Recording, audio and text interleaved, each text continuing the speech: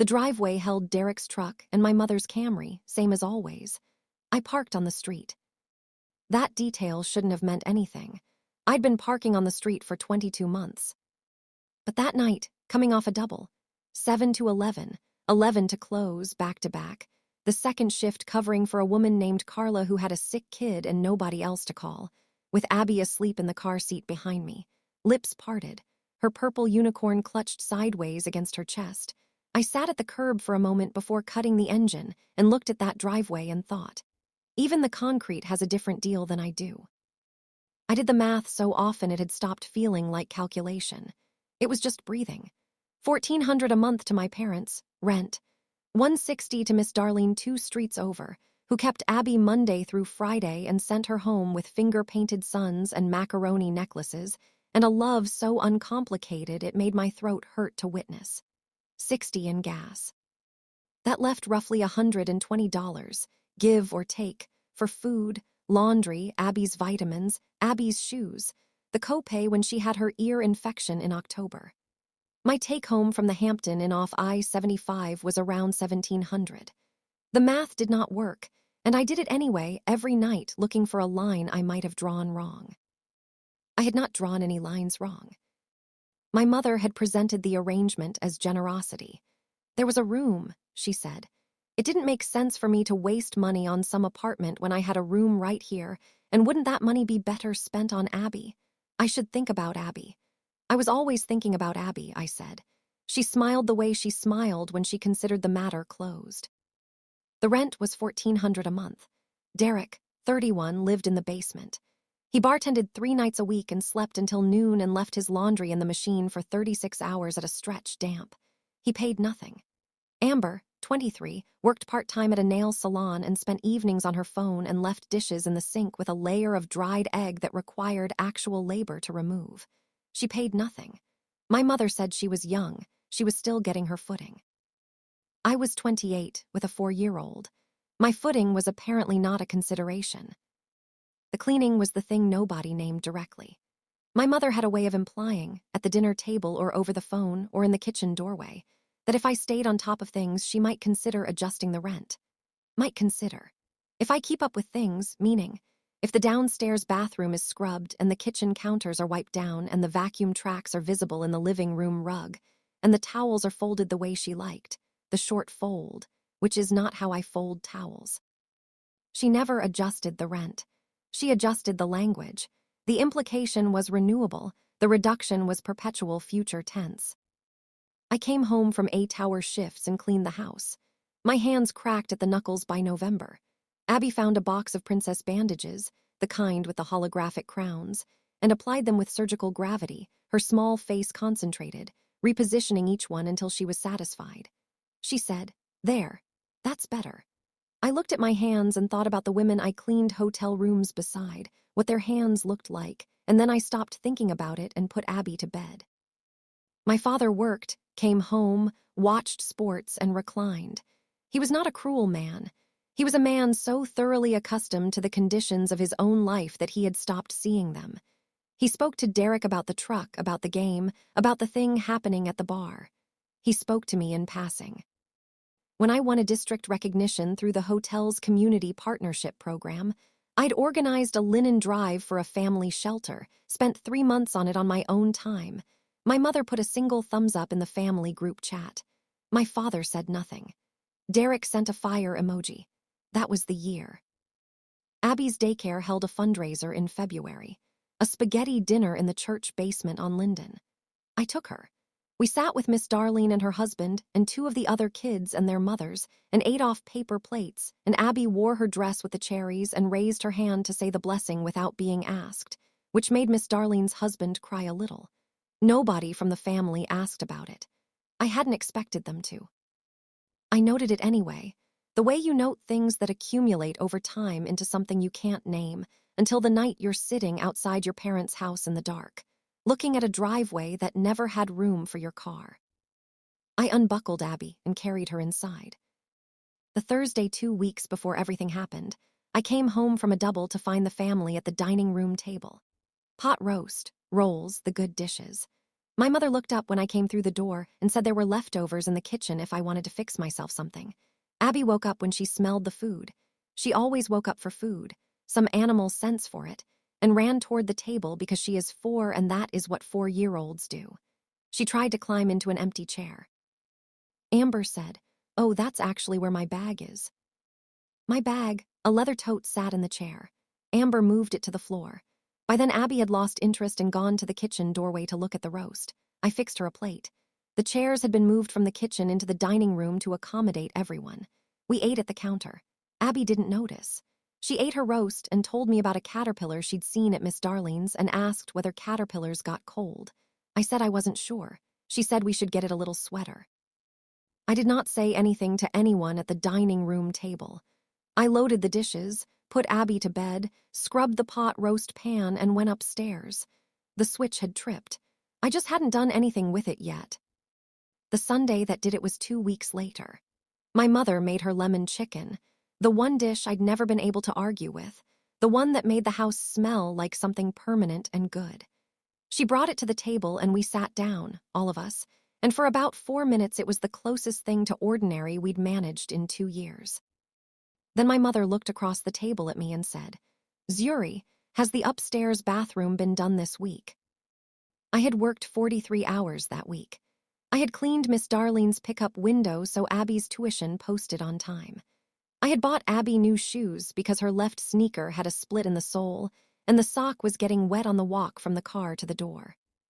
She said, "If you want me to think about adjusting the rent, I need you to stay on top of things." I put my fork down. I don't know what I looked like. Abby was picking apart her chicken with both hands, focused, entirely elsewhere. I said the number. $1,400 a month, I said. What Derek pays. What Amber pays. I said it without heat, the way I might read a receipt. I said, "We've lived here the same amount of time. I've cleaned this house after every shift for 22 months. On Thursday, my daughter didn't have a chair at your table because there was a handbag in it." The table was quiet. I saw my father's eyes move from his plate, slow, the way someone looks up when a sound falls outside their pattern. My mother said, "If you're so unhappy here, maybe you should think about whether this arrangement is still working for you." She said it the way she said everything, with the implication that she held something I needed, and I should be careful. She said it because she believed it. I was a single mother making $12.60 an hour after taxes. I had maybe $200 in my checking account. I had nowhere to go. I looked at Abby. She was separating the chicken from the sauce, deeply absorbed, her small mouth moving slightly with some private thought or song. I thought about what she was watching. Not the scene in front of her, which she would not remember. The pattern of it. What a woman absorbs without knowing she's absorbing it, across years, at tables where she is permitted or not permitted, loved selectively or not loved at all. I said, "You're right, Mom, it isn't." I stood up. I went upstairs. I packed garbage bags and 2 suitcases. I took Abby's things first, clothes, her stuffed animals, the princess bandages, her books. Nobody came upstairs. Nobody knocked. I heard the television turn on. My father's sports program. I loaded the car in 3 trips, and on the last one I buckled Abby in her seat while she was half asleep, still warm from the house, and I pulled away from the curb at 7:43 on a Sunday evening. I didn't look in the rearview mirror. I don't know if that was strength or something else. I just didn't. The motel I found was $49 and smelled of smoke and old carpet, and the vending machine in the hallway gave Abby a bag of Doritos when I fed it $1, which delighted her so completely that she ate them cross-legged on the bed in her pajamas, entirely satisfied with the world. She was asleep by 8:30. I sat on the edge of the bed and cried. Not loud. The kind of crying that happens when your body has been waiting for a room where nobody can see it. I cried because that motel room, with its synthetic bedspread and its smoke smell and its $49 price tag, was the safest I'd felt in 2 years. I let that thought sit. It sat a long time. The manager at Ridgewood Place off Linden Avenue was a man named Mr. Hensley, 60 or so, unhurried. He looked at my pay stub. He looked at Abby, who had brought her unicorn and was coloring on his office floor with the pen she'd stolen from his counter. He said the deposit was 3 months. I said I understood. He looked at the pay stub again and said he could spread it across 3 months, first payment at signing, if that helped. He said it without ceremony, the way you say something practical to a person in a practical situation. I had wanted to cry at Ridgewood Place too, and I didn't, because Abby was watching, and because Mr. Hensley had offered me dignity, and dignity deserves a dignified response. I said that would help very much. We signed the paperwork. He gave me the key to 4C.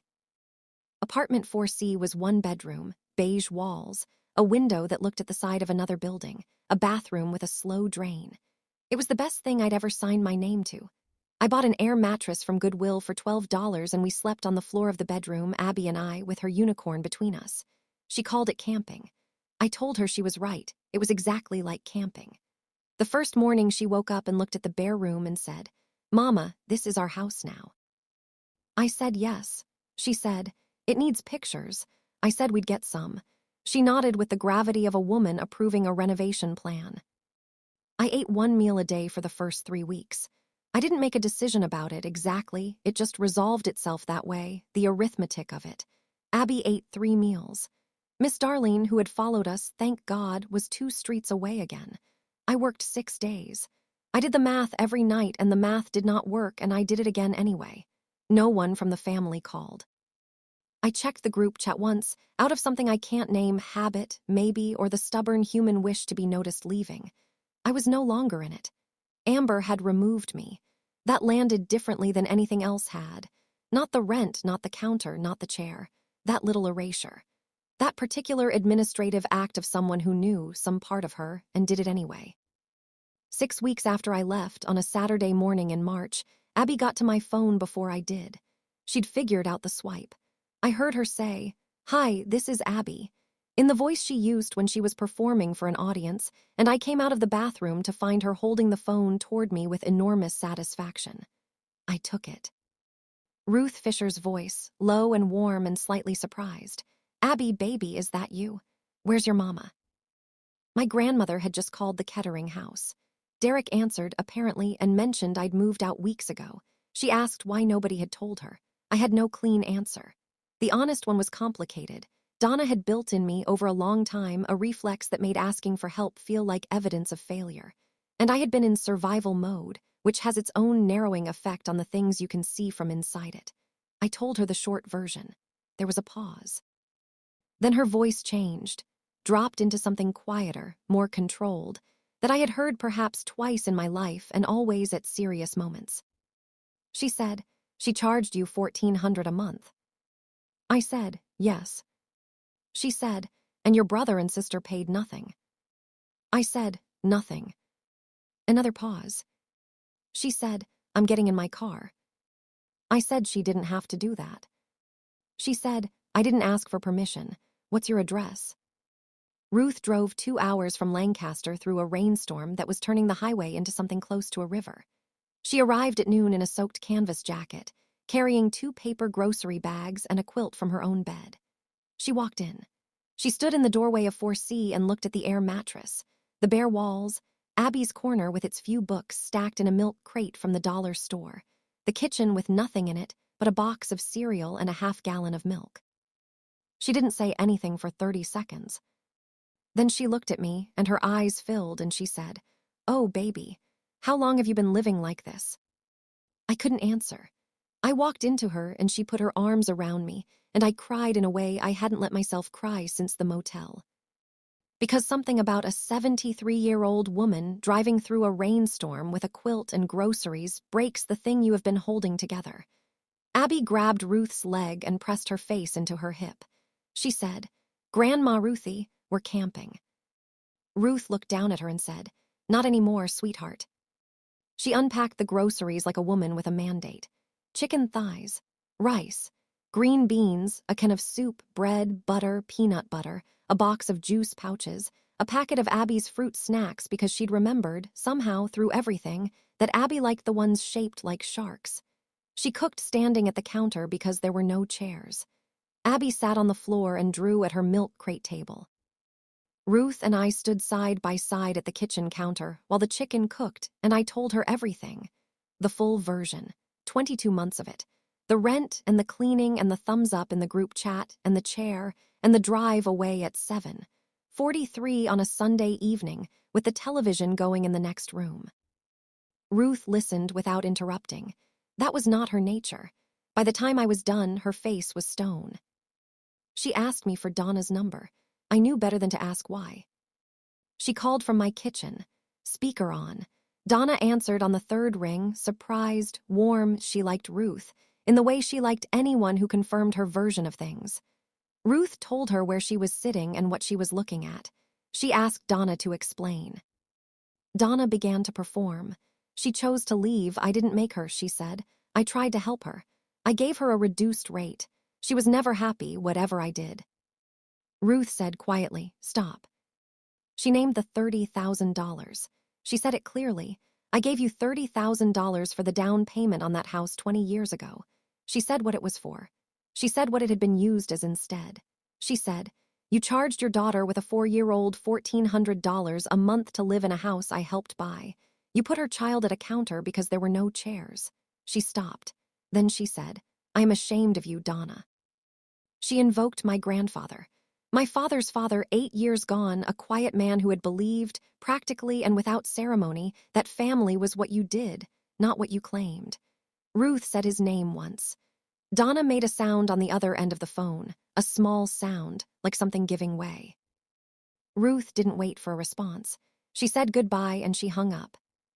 Then she looked at me and said, now let's fix this. I don't know everything Ruth said when she drove to Kettering the following weekend. I wasn't there. Derek told me later in bits. He couldn't lie convincingly when he was shaken, and he was shaken. She sat them all down at the kitchen table. She told Derek and Amber they would each pay $500 a month or find somewhere else to live. She told my father that silence is not neutrality, that it sides with whoever has the power always. She told Donna she would apologize to me, not the usual performance, but the real kind. She told them all she was reconsidering what she had planned to leave them. Derek called me that evening. His voice was careful. He said, Grandma came over today and it was intense. I almost laughed. I said, welcome to accountability, Derek. He went quiet for a moment. Then he said, I knew the rent wasn't fair. I said nothing for a long time. He said, I should have. I let that sit. I said, yeah, you should have. Ruth came back the following week with an envelope, and the sentence, don't you dare argue with me. I argued. She ignored me completely, with the placid authority of someone who has been ignoring arguments for 73 years and has found the method reliable. By the end of that week, Abby had a real bed, a second-hand twin from a consignment shop on 5th, with a headboard painted white, set against the wall under the window so she could look at the sky. There was a kitchen table with 4 chairs, also from the consignment shop, mismatched, which Abby approved of because she said it looked like a puzzle. There was a couch that smelled faintly of lavender and old perfume, and was the most comfortable thing I had ever put my body on. Ruth found a small bookshelf at a library sale and filled Abby's corner with picture books and early readers, organized by color because that was how Abby organized everything. Donna came on a Tuesday morning, unannounced, carrying Tupperware. Lemon chicken. I let her in. She stood in the doorway of 4C the same way Ruth had stood there, taking it in. Something real happened behind her eyes when she saw the second-hand furniture. Not shame, exactly, or not only shame. Something more complicated. Recognition, maybe. She sat at Ruth's table. She said she had been up 3 nights. She said she told herself I was fine because it was easier to believe. She said I never pushed back, so she kept pushing. Old me would have said, it's okay, Mom. I let the silence sit. I said, your granddaughter ate standing at your counter because there was no chair for her. I ate 1 meal a day for weeks so she could eat 3. That's not unfair, Mom. That's cruel. Donna put her hands over her face. Real crying, not performance. I knew the difference. Her shoulders went. Abby looked up from the floor where she was drawing and said, softly, Mommy, Grandma is sad. I said, she's okay, baby. Grown-ups need to cry sometimes. When Donna pulled herself together, she asked how to fix it. I said, you can't fix it with lemon chicken. She laughed, small and broken. I laughed too, because what else do you do? Then I told her what I needed. I was not coming back to Kettering. This apartment was my home. If she wanted to be in our lives, everything changed. The language changed. The arithmetic changed. The way she spoke to me and about me changed. I did not negotiate the terms. I stated them. She nodded. She opened the Tupperware. We ate the chicken at Ruth's table. My father came 2 days later alone, carrying a Home Depot bag. He checked the smoke detectors, tested the outlets, fixed a cabinet door that had a stripped hinge and swung open when you walked past it. He sat down afterward and said he should have stopped it. He said Ruth had called him separately and told him that silence is not neutrality. He said, "I know." He didn't say anything else. Before he left, he hugged me. Stiff, arms not quite knowing where to go, 3 seconds too long. He did it anyway. I let him. Amber's text came 8 weeks later. Mom says I should apologize, so I'm sorry. I wrote back, your purse was in Abby's chair. Think about that. 3 days of silence. Then, that was messed up. I'm actually sorry. 2 words of difference. She had thought about it. That meant something, even if it didn't mean everything. Thanksgiving at Ruth's house in Lancaster. Her condition, delivered by phone to each of us individually. Everyone sits at my table and acts like a family, or she will know the reason why. Everyone came. Amber arrived with a store-bought pie and stood near the door for 10 minutes looking like she might leave. Derek helped carry things from the car without being asked. My father ate 2 plates and said the turkey was tremendous, Ruth, really tremendous, which made her wave her hand and say go on. Donna sat across from me and handed Abby the rolls when she asked for them and said please and thank you in a way that was still slightly formal and probably always would be. Ruth made everyone say what they were grateful for. It went around the table. Derek said he was grateful not to be homeless, since apparently Ruth had decided to make him pay rent, and the table laughed in the complicated way families laugh when a joke lands on something true.